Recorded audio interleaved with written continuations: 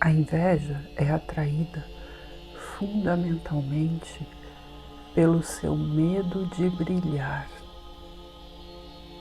Da mesma forma que as mariposas não buscam as lâmpadas por encantamento, a inveja alheia não é atraída pela pureza da sua luz. Na natureza, a mariposa usa a luz distante da lua para se guiar. Diante de uma lâmpada artificial, ela perde o próprio eixo, entra em colapso de orientação e fica presa numa órbita cega de sofrimento e colisão. O que funciona exatamente como essa lâmpada artificial desorientadora não é a sua potência real, é a sua hesitação que cria a distorção onde o outro fica orbitando em agonia. Tanto o senso comum quanto as tradições populares nos ensinaram a temer o famoso olho gordo.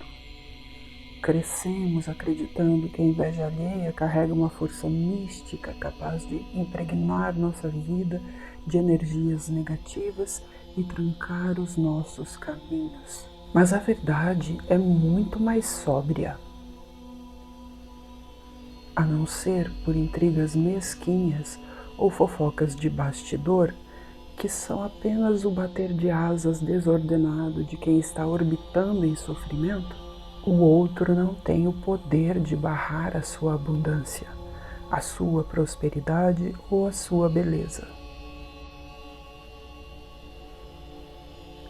Quem realmente tranca os seus caminhos é você. É você quem bate a porta da própria expansão quando, por medo do julgamento ou do ressentimento alheio, decide se apequenar, esconder suas vitórias e pedir desculpas por ocupar o seu lugar no mundo. Mais importante do que afastar o invejoso é despertar o seu verdadeiro potencial e liberar a sua luz no mundo. É o seu potencial manifesto sem medo que abre caminho para a prosperidade entrar na sua vida. Pense no comportamento de um animal selvagem na floresta. O predador não ataca a criatura que se move com altivez, presença e plena consciência do próprio espaço. Ele ataca quando fareja a hesitação. Ele ataca quando sente o cheiro da vulnerabilidade, da dúvida e do recuo. O medo emite uma frequência muito específica. Quando você brilha, mas tem vergonha de brilhar. Quando você conquista algo, mas pede desculpas por ocupar seu lugar no mundo, você cria uma fissura na sua integridade. Você abre uma brecha no seu campo. E é exatamente nessa brecha, nessa rachadura de hesitação, que a projeção do outro encontra espaço para ancorar e machucar.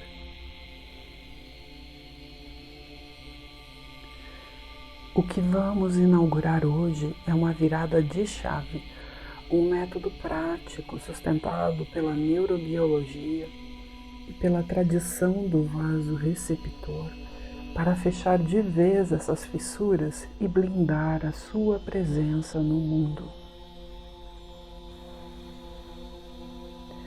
Para entender como blindar a sua presença no mundo, nós precisamos olhar para o que a ciência descobriu sobre a mente humana. Estudos comprovam, mapeando o cérebro através de ressonância magnética funcional, que quando uma pessoa experiencia a inveja profunda diante do sucesso ou do brilho de outra, o cérebro dela não ativa apenas áreas ligadas ao julgamento racional. O córtex cingulado anterior dorsal, uma região cerebral conhecida pela sigla DACC é intensamente ativado. E por que isso é extraordinário? Porque o DACC é exatamente o mesmo circuito neural que o cérebro humano utiliza para processar a dor física real e a dor da exclusão social. Uma queimadura, uma pancada e a sensação de inveja ativam a mesma matriz de sofrimento neurológico. Isso significa que, para o cérebro do invejoso, o seu brilho não é apenas uma ideia. É registrado como uma ameaça real de escassez que gera dor física. A pessoa está literalmente sofrendo ao se perceber menor. E o grande perigo está na sua reação. Ao recuar com medo, você assume a culpa pela dor do outro e quebra a sua própria estrutura. Mas quando você compreende a mecânica neurológica desse processo, você para de ter medo. O seu brilho não machuca ninguém. É a ilusão de falta que adoece as mentes humanas. E a sua função não é se apagar, mas permanecer aceso como um verdadeiro farol para aqueles ainda à deriva no desconhecimento. Na tradição dos estudos do fluxo e da prosperidade, o corpo humano é compreendido como um vaso, a base material, aquilo que ancora a luz invisível no plano da matéria. Um vaso íntegro retém a água da vida, nutre o ambiente ao seu redor e transborda sem se esvaziar. As fissuras do nosso vaso não são causadas pela força de quem nos olha de fora. Elas são abertas por nós mesmos, quando duvidamos do nosso merecimento, quando somatizamos a culpa de prosperar ou quando acumulamos a ansiedade no corpo físico. Você não precisa lutar contra a inveja. Você não precisa gastar sua energia tentando combater moinhos de vento ou revidar a maldade alheia. A única coisa que você precisa fazer é estancar o vazamento. Quando o seu vaso está selado, o seu brilho se torna puro, límpido e inofensivo para a sua própria alma. Ele servirá de inspiração para quem busca o crescimento ou de repelente natural para aqueles cuja frequência ainda não se alinha com a infinita abundância do universo. E para ancorar essa consciência na sua fisiologia e na sua rotina diária, nós criamos um circuito físico e simbólico simples, o ritual da divina sinergia das duas garrafas. Esse ritual é desenhado para agir em 2 níveis simultâneos da sua mente: a cura das suas fissuras internas e a reprogramação do seu cérebro para a abundância irrestrita. A primeira garrafa não é um amuleto passivo, ela é um dispositivo físico de neurotransformação. Ela representa o seu vaso interno e tem uma função urgente: fechar as fissuras da sua autoestima e estancar o vazamento do seu poder. Ao longo da vida, a nossa estrutura psíquica é trincada por um processo contínuo de inculcação da desvalia. Desde a infância, somos condicionados a caber em papéis pré-estabelecidos de modéstia, recato e submissão. Esse peso recai com força desmedida sobre as mulheres e sobre corpos historicamente cerceados que aprendem muito cedo que manifestar autoridade, voz, beleza e brilho é perigoso ou impróprio. Fomos ensinados a nos desculpar por ocupar espaço. A garrafa do selamento existe para desprogramar esse apequenamento. Essa garrafa pode ser qualquer recipiente de vidro que você goste, colocada à vista na sua mesa de trabalho, na sua escrivaninha ou no seu quarto. Ao contrário das antigas caixinhas de mensagens prontas ou livretos de sabedoria em que você recebia uma frase passiva de fora, aqui você assume o papel de autor ativo de seu circuito neural. O exercício é simples, espontâneo e livre de qualquer perfeccionismo. Qualquer pedaço de papel que estiver ao seu alcance, o verso de um recibo, o papel de pão, o recorte de uma embalagem ou a borda de um caderno. O que importa é o gesto material de registrar a caneta. Você pode escrever no tempo presente da primeira pessoa. Eu crio, eu tenho autonomia, eu mereço a prosperidade, eu sustento a minha voz e assim por diante. Você também pode escrever usando o seu próprio nome.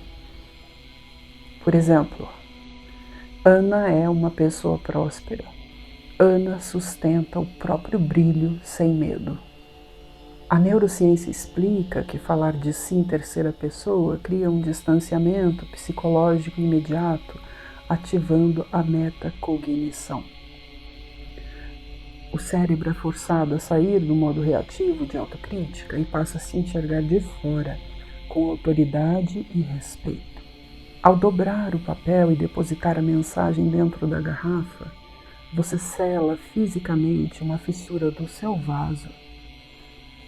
Dia após dia, papel por papel, a garrafa deixa de ser apenas vidro e se torna o testemunho tangível e acumulado da sua reintegração. A prova física de que seu espaço no mundo é inegociável. A chave biológica para ativar a neuroplasticidade é a constância. O cérebro não consolida novas rotas neurais a partir de um gesto isolado. A neuroplasticidade depende da repetição deliberada e diária para fortalecer as conexões sinápticas que sustentam a sua autonomia e enfraquecer os velhos circuitos do apequenamento. Faça dessa escrita diária um compromisso inegociável com a sua estrutura. Escreva ao menos uma mensagem por dia e mantenha a sua garrafa de selamento abastecida.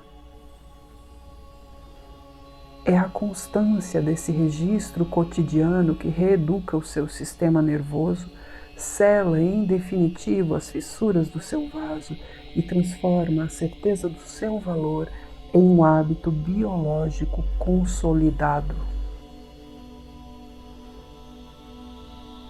Se a primeira garrafa sela as fissuras do nosso vaso interno, a segunda garrafa cuida da nossa relação com o horizonte. Ela é a garrafa da circulação, desenhada para romper com décadas de condicionamento mental baseado na escassez, na competição e na falta.